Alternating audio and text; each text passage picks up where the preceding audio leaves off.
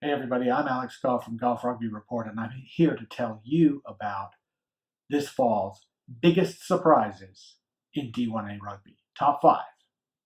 Number 5. So number 5 is Kutztown, and the overriding theme about this is what are our expectations about a team coming into the fall? With Kutztown graduating some players, looking pretty young, especially up front, you wondered what are they going to do? How are they going to be able to impose their will against some really tough teams like Penn State and Army and Notre Dame College, St. Bonaventure, the likes of that? Well, they did pretty well, and part of that was very smart recruiting.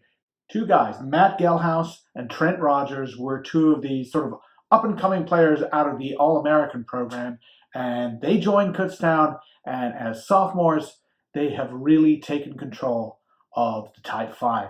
And then you look at their upperclassmen, danger men, and you've got Keon McLeod-Holman, you've got DeMonte Noble, you've got Daquan Perry, and you've got Aaron Gray. All of these guys are, for the most part, apart from Noble, kind of overlooked when they were high schoolers. They came in and they have exploded on the scene. Smart recruiting by Kutztown has led them to be Rugby East champions.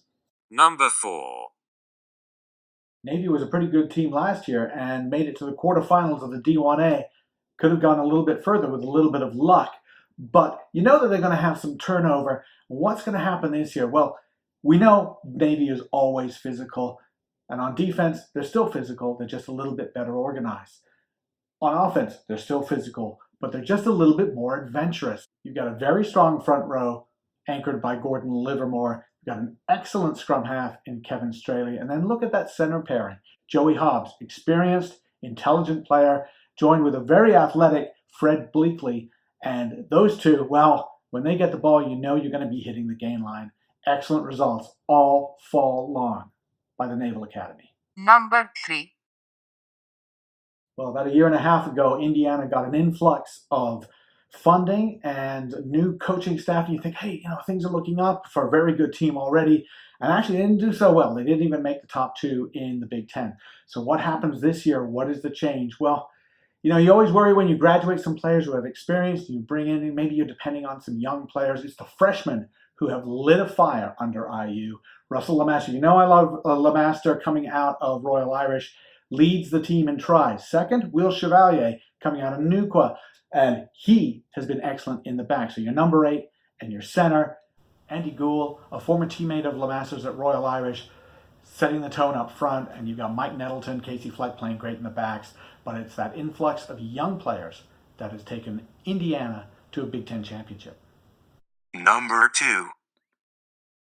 Oswego State's our number 2, and these guys could be Division 2. They could be Enscro. Very small team, not really a lot expected of them. 2-4 the previous year. Well, okay, that's not a surprise. This year, graduated some experienced players, so you figure maybe they'd be lucky to get to 2-4. This time, instead, 5-2. Well, what happened? Well, some of the players they kept were very, very good. Your second row pairing, John Kilkenny and Dan Gazzola, well, they've been scoring tries. Kilkenny's been kicking goals. They have really set the tone, and that's very, very important. And you look at all the players who are their major finishers, Nathaniel Kronk, Kevin Collins, the others, they are either new to the team or young or both, or at least new to a starting role. And it's those guys who've been itching to play that have brought Oswego from an also ran in the Liberty to someone to be worried about. Number 1.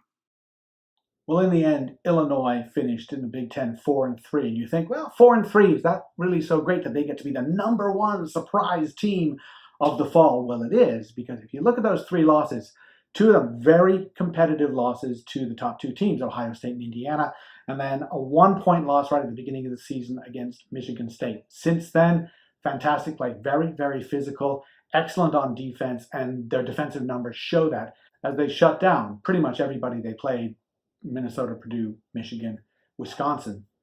And they finished up with a dominating performance over the Wolverines to take 3rd in the conference. They've got one of the best finishers in the business there, Luka Pavlakis, playing for them.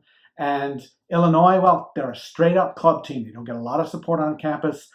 They don't have any special things going for them like a lot of sort of elevated clubs have. And yet they made number 3 in the Big Ten. They were a surprise. I don't know if they're going to be a surprise going forward.